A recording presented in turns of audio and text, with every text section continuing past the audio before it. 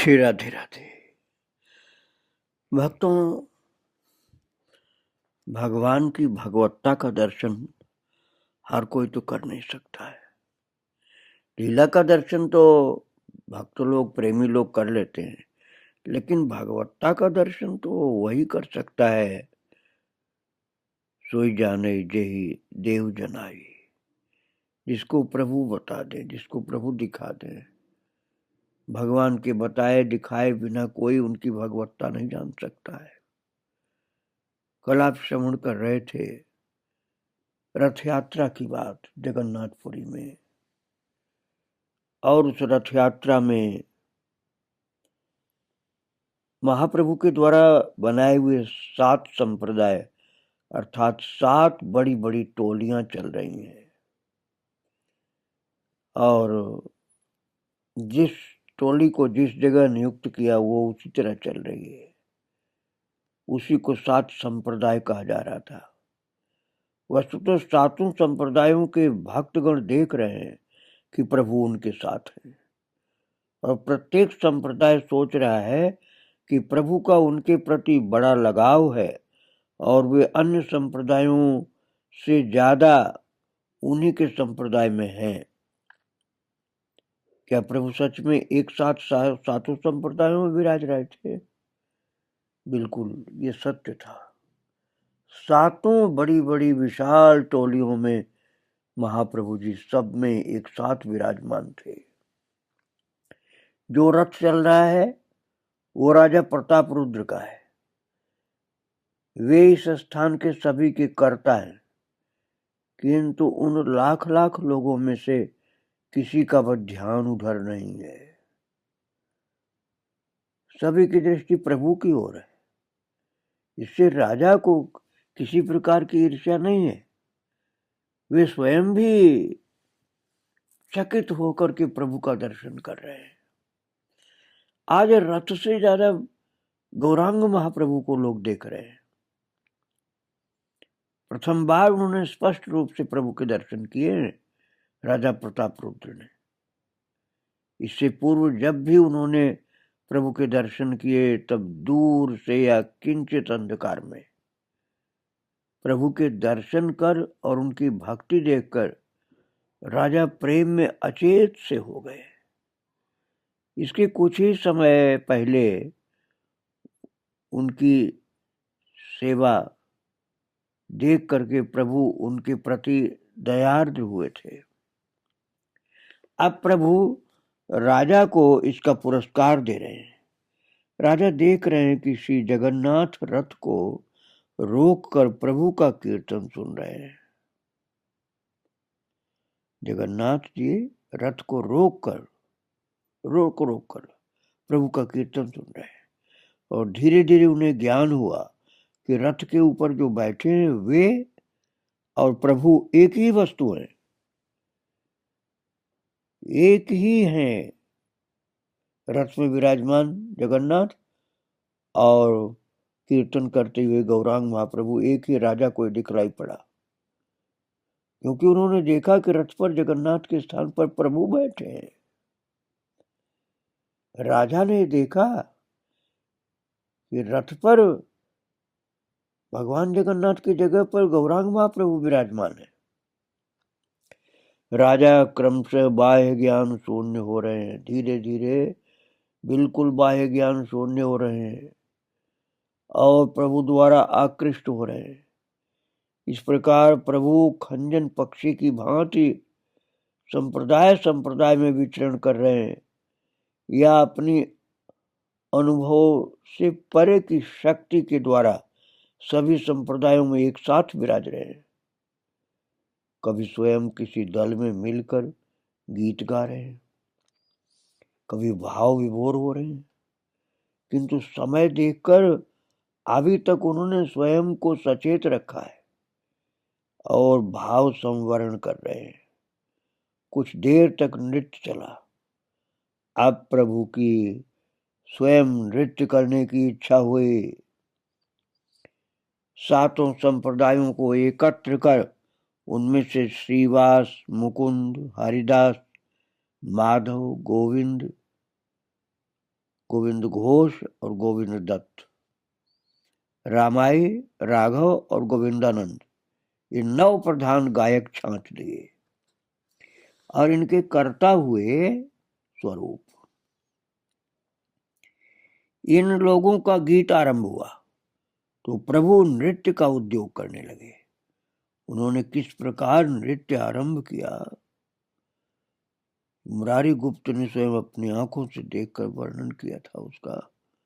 प्रभु ने सर्वप्रथम श्री जगन्नाथ को दंडवत प्रणाम किया, फिर उनकी ओर देखते हुए हाथ जोड़कर के स्तुति करने लगे।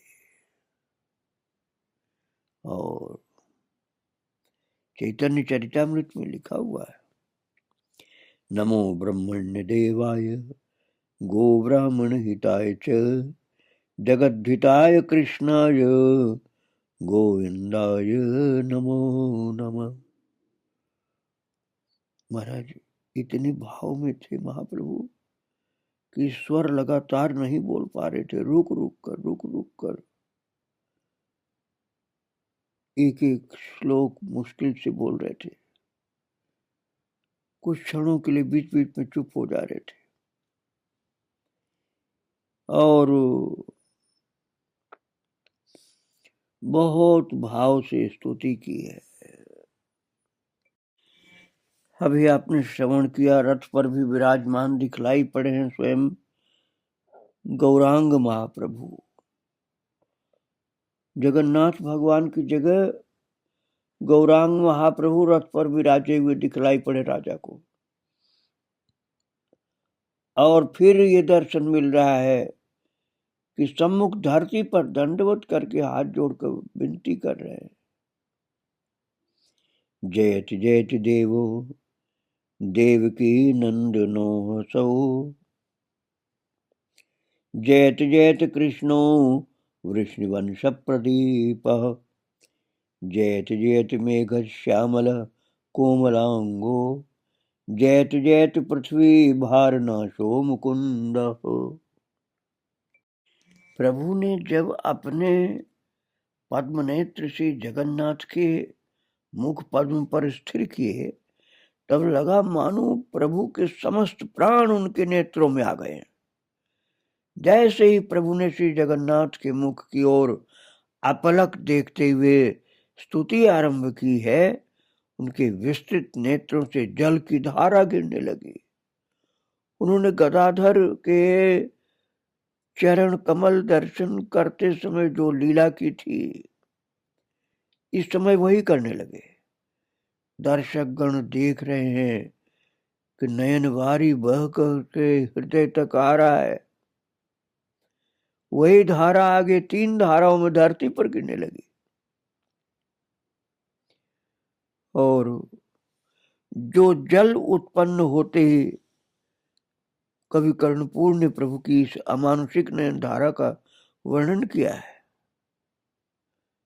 उन्होंने कहा है, उन्मील्य प्रथमम परिप्लवयता पक्षमाणी भोज क्षणात, अर्थात जो जल उत्पन्न होते ही नेत्र पद्मों को अभिषिक्त कर रहा है, क्षण भर में ही सुशोभित दंड गंड स्थल पर सुदीर्घ धारा के रूप में बह रहा है। फिर सुविशाल वक्षस्थल पाकर वहां से 3 धाराओं में भूमि पर गिर रहा है। प्रभु का वही नेत्र पतित जल छिन्न सूत्र मुक्ताहार की भांति जगत मंडल को सर्वदा हर्ष प्रदान करे। महाराज प्रभु के पूरे नेत्रों से जलधारा बह रही है। प्रभु ने स्तुति समाप्त करके हुंकार भरी और नृत्य आरंभ किया है। पहले तो नयन जल मिट्टी में गिर रहा था, वो अब घूम घूम कर नृत्य करते समय चहुं ओर के लोगों को स्नान कराने लगा। प्रभु कुंभकार के चक्र की भांति घूम रहे हैं। उनके नृत्य से मानो भूमि कंपित होने लगी। प्रभु का उद्दाम नृत्य देखकर भक्तों के प्राण सूख गए, क्योंकि उस नृत्य के समय प्रभु की पछाड़ खाने से ऐसा लगता मानो उनकी समस्त अस्थियां चूर्ण हो जाएंगी। इसलिए श्री निताई, श्री अद्वैत और स्वरूप उनके पीछे हाथ फैलाए, दोनों हाथ फैलाए, सब लोग उनके साथ विचरण करने लगे कि गिर न जाए। गिरेंगे तो संभालना है तुरंत अपनी भुजाओं में। फिर भी वो तीनों प्रभु को संभाल नहीं पा रहे। प्रभु बीच बीच में सबसे अलग होकर इस प्रकार से पछाड़ खाते हैं कि भक्तगण त्रास के मारे हाहाकार करके नेत्र बंद कर लेते हैं और प्रभु के पछाड़ खाकर गिरते ही भक्तगण उनको पकड़कर उठाते हैं एवं देखते हैं कि वे जीवित हैं कि नहीं। ऐसे गिरे हैं जैसे जीवित ही नहीं, और कहीं उनकी अस्थियां भी तो भंग नहीं हो गई। कभी किसी के पकड़ने से पहले ही प्रभु उठकर पुनः नाचने लगते हैं, कभी घोर मूर्छा के कारण वे उठ नहीं पाते तो सभी उनकी देखभाल करने लगते हैं। जब देखते हैं कि सांस चल रही है तो कुछ निश्चिंत होकर हवा आदि कर संभालने की कोशिश करते हैं, किंतु जब देखते हैं कि निश्वास बंद है और हृदय की धड़कन सुनाई नहीं दे रही, तब सभी आतंक से बड़े व्यग्र हो जाते हैं। उन सब को सर्वदा यही भय बना रहता है कि उनके प्राणाधिक प्रीतम उन्हें कब धोखा देकर न चले जाएं। प्रभु की यह अवस्था देखकर महाराज पाषाण हृदय भी विगलित हो गए। प्रभु पीठ के बल तप्त बालुका के ऊपर पड़े हैं, जीवन का चिन्ह मात्र नहीं है, मुख से लार गिर रही है। ऐसी स्थिति में भी प्रभु के श्रीमुख और श्रीअंग का तेज मानो और भी बढ़ गया है। भक्तगण चारों ओर बैठकर स्तुति कर रहे हैं, कोई रो रहे हैं, कोई व्याकुल हो रहे हैं। स्वरूप ने अपने जंघे पर प्रभु का मस्तक उठाकर रख लिया है। नित्यानंद जी हवा करने लगे। अद्वैत गगन भेदी हुंकार और हरिदास उच्च स्वर से हरिध्वनि करने लगे। कोई जोर जोर से प्रभु के मुख पर जल के छींटे मारने लगे। अन्य लोग चुपचाप बैठे हैं। पीछे बैठे लोग आगे के लोगों से जिज्ञासा करते हैं कि प्रभु को चेतना आई कि नहीं आई। इन सभी दुश्चिंताओं के मध्य प्रभु हठात हुंकार करके उठे और पुनः नृत्य करने लगे। साथ ही लाखों लोग आनंद से हरि ध्वनि करने लगे। भक्तों, कन्हैया की लीला याद करो आप। श्री कृष्ण ने जो स्वयं एक सबसे बड़े रसिक शेखर, जब वो केवट बनकर गोपियों को पार कर रहे थे, तब बीच यमुना में आकर नौका को हिलाने लगे, गोपियों को भयभीत करके रस लेने लगे। डरते ही लोग आश्रयदाता के निकट जाते हैं और गोपियां भी भयभीत होकर कृष्ण के निकट आने लगे। इसी प्रकार क्या आज गौरांग महाप्रभु भी पछाड़ खाकर दो दंड अचेत, 2 घड़ी तक अचेत, यहां तक कि मृत अवस्था में जैसे पहुंच गए, भक्तों को भय दिखा करके रस जैसे ले रहे हैं। ये घटना याद आई कृष्ण की लीला से कि भगवान ने नौका को ऐसे यमुना जी में हिलाया कि गोपियां डर करके सब कृष्ण के चरणों में गिर पड़ गई। ऐसे लग रहा है कि आज गौरांग महाप्रभु कर रहे हैं कि सब चरणों में घबरा घबरा करके गिर रहे हैं। नृत्य कर रहे हैं प्रभु, और तभी रथ आ गया। इसी समय प्रभु हठात रथ के सम्मुख घोर मूर्छा से अभिभूत होकर गिर पड़े। रथ प्रभु के श्रीअंग के ऊपर आने को ही हो गया, तुरंत एक भक्त ने भयभीत होकर उनको गोद में लेते हुए रथ के सामने से हटा लिया। प्रभु जैसे अचेत थे वैसे ही रहे, और भक्तगण व्याकुल होकर उनको संभाल रहे हैं। ये देख करके भक्तगण और राजा भयभीत हो गए, और विशेषतः उद्दाम नृत्य करते वे कब और किधर जाएं इसका ठिकाना नहीं, कोई ठिकाना नहीं, किधर गिर जाएं किधर जाएं। फिर लाखों लोग प्रभु का नृत्य दर्शन करने के निमित्त आगे झुके रहते हैं, यहाँ तक कि भक्तगण को ठेलते हुए वे प्रभु के शरीर से टकरा जाते हैं। तब सभी युक्ति करके मंडली बांधकर प्रभु की रक्षा करने लगे। प्रभु मंडल में नित्यानंद, श्री अद्वैताचार्य, श्री स्वरूप और प्रभु मध्य स्थान में। द्वितीय मंडल में वे लोग जो प्रभु के भक्तों में अत्यंत बलशाली और नितांत निजजन थे, जैसे काशीश्वर, गोविंद और श्रीवास आदि।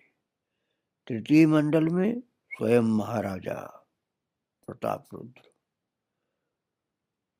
वे अपने पात्र, मित्र और योद्धागण को लेकर बाहर एक मंडली बनाकर प्रभु की रक्षा कर रहे हैं, किंतु राजा के सम्मुख श्रीवास खड़े हैं, इसलिए वे ठीक से प्रभु के दर्शन नहीं कर पा रहे।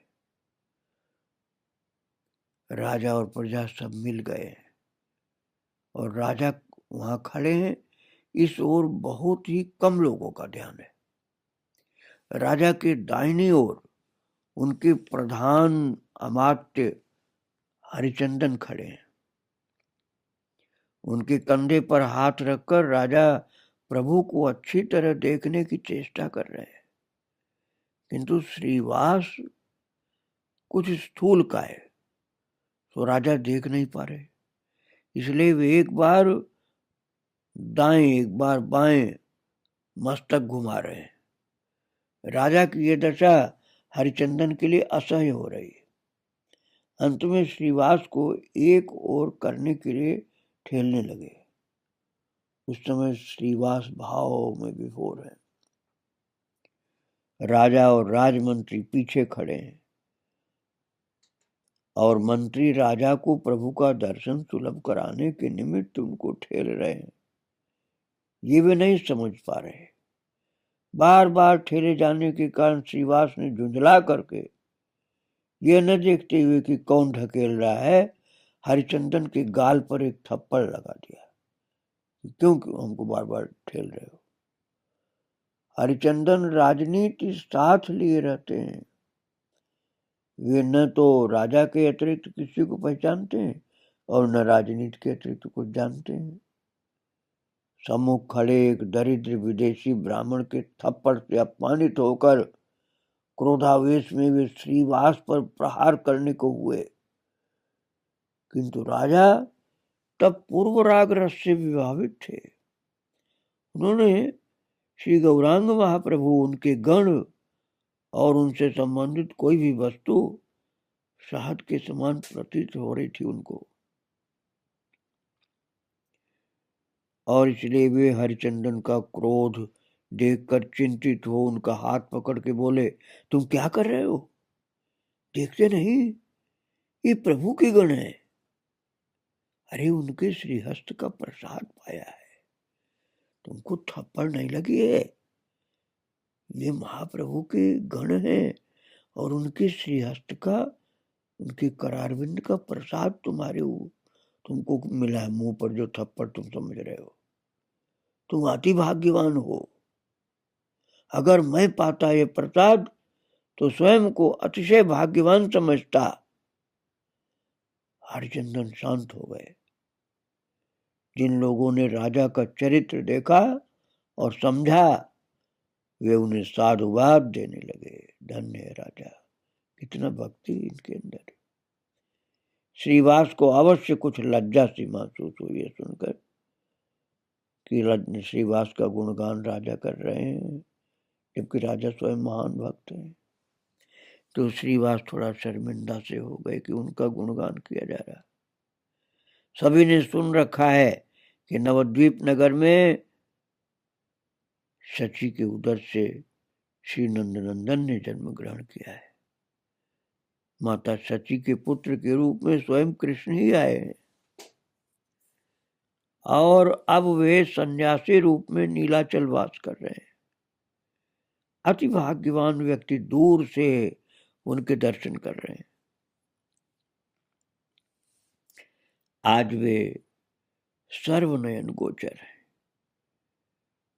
श्री गौरांग की प्रेम तरंग के नृत्य का जिन्होंने दर्शन किया है वे ही अनुभव कर सकते हैं कि उनका नृत्य भुवन को मोहित क्यों करता था। आज महाप्रभु का यह अद्भुत नृत्य स्वर्ण गौर तन दर्शन सबके लिए सुलभ हो गया था और यह नृत्य ही कठोर जीवों के लिए यथेष्ट है जिससे इनका कल्याण हो जाएगा। किंतु उपस्थित व्यक्ति इसके साथ और भी नाना प्रकार के अद्भुत अद्भुत दर्शन कर रहे हैं। जो लोग इन सब अद्भुत बातों को देखकर द्रवीभूत नहीं होते वे भी मानो अलौकिक दर्शन से मुग्ध हो रहे हैं। बीच बीच में प्रभु वायु में हिलते कदली पत्र की भांति कंपित हाथों को जोड़कर श्री जगन्नाथ को प्रणाम करने को होते हैं, किंतु अत्यधिक कंपन के कारण स्थिर होकर प्रणाम नहीं कर पा रहे। दोनों अंगूठे बार बार माथे से लगते हैं। कभी प्रभु महामल्ल की तरह दृढ़तापूर्वक बाएं चरण को आगे स्थापित कर श्री जगन्नाथ की ओर देखते हुए ताल ठोकते हैं। इससे तुमुल शब्द होता है और प्रभु का बायां हाथ रक्त वर्ण का हो जाता है। इस समय उनका भक्त भाव है, भगवान का नहीं, भक्त का भाव है। वे जगन्नाथ की ओर देखकर कह रहे हैं, मुझे डर कैसा, मैं तो तुम्हारे बल से बलवान हूं और त्रिताप को अर्थात भय की जो भी चीज है उसे ताल ठोक कर ललकार करके तुच्छ कर रहे हैं। सोचिए, कोई अति बलशाली व्यक्ति घुटने टेक कर ताल ठोक कर एक महान श्रृंगी मेष को पुकार कर कहता है, आ देखूं तेरी कितनी शक्ति है। फिर भी इसी भाव से विभावित होकर ताल ठोक रहे प्रभु भी। कभी मुख से जय जगन्नाथ बोलने को होते हैं, किंतु एक तो उनकी जीवा आदि इंद्रियां अबाध्य से हो गई, दूसरे महाकंप के कारण दांत आपस में टकरा रहे हैं क्योंकि पूरा शरीर कांप रहा है। इसलिए जय की जगह जज भी निकल पड़ता है। जगन्नाथ के स्थान पर जग जग कर रहे हैं और भावोल्लास में भक्ति से अभिभूत हो रहे हैं। भूमि पर गिरने से जैसे ही प्रभु श्वास रहित होते हैं सभी क्रंदन करने लग जाते हैं क्योंकि लोगों को लगता है कि निष्प्राण हो गए महाप्रभु। जब प्रभु नृत्य करते हैं तब उन्हीं असंख्य लोगों का हृदय नाचने लग जाता है जो उनके साथ हैं। लाख लाख लोग प्रेम तरंग में पड़ करके जाने कैसे हो जाते हैं। क्या राजा, क्या प्रजा, क्या सन्यासी, क्या गृहस्थी, सभी परवश विवश होकर के अपनी अपनी प्रकृति के अनुरूप विभावित हो रहे हैं। वस्तुतः इस समय प्रभु ने लाखों लोगों के चित्त को वशीभूत कर लिया और संपूर्ण रूप से अपनी मुट्ठी में कर लिया। आज महाप्रभु का दर्शन सर्व सुलभ हो गया। राजा प्रताप रुद्र वहां के राजा होकर भी दर्शन नहीं कर पा रहे थे, क्योंकि राजा को दर्शन देने की बात महाप्रभु को ठीक नहीं लग रही थी। किंतु आज जगन्नाथ की रथ यात्रा में महाप्रभु का भरपूर दर्शन राजा को भी मिला है। राजा राजा नहीं, दीनहीन कंगाल की तरह अपने को बना करके चरणों में गिर रहे थे और सब उनकी सच्चाई देख करके प्रसन्न हो रहे थे। राजा भक्त हैं, कितने सन्यासी, साधु, गृहस्थी, प्रभु के अनुगामी सेवक राजा के द्वारा वंदित हो रहे हैं। राजा ने सबकी चरण रज लिए। प्रभु अभी भी नृत्य कर रहे, कितना ही रोक रहे हैं सेवक लोग, लेकिन रुक नहीं पा रहे। तो बारंबार जगन्नाथ भगवान को रथारूढ़ जो विराजमान है उनको दंडवत कर रहे हैं। और कितने लोगों ने देखा कि रथ पर स्वयं गौरांग महाप्रभु विराजमान है जगन्नाथ भगवान की जगह पर। ऐसे ऐसे विभिन्न विभिन्न प्रकार का दर्शन श्रद्धावान भक्तों को अपनी आंखों से प्राप्त हुआ। दर्शन, ये झांकी अपने हृदय में रखिए। महाप्रभु रथ पर भी विराजमान है, कीर्तन भी कर रहे हैं, नृत्य कर रहे हैं, इनकी व्यापक लीला चल रही है। आगे हम फिर चर्चा करेंगे प्रभु की इन लीलाओं की। आज प्रभु को, उनके भक्तों को, सबको प्रणाम करके ही विराम दे रहा हूँ। जय जय श्री राधे श्याम, जय जय श्री सीताराम। गौरांग महाप्रभु की जय। श्री राधे राधे।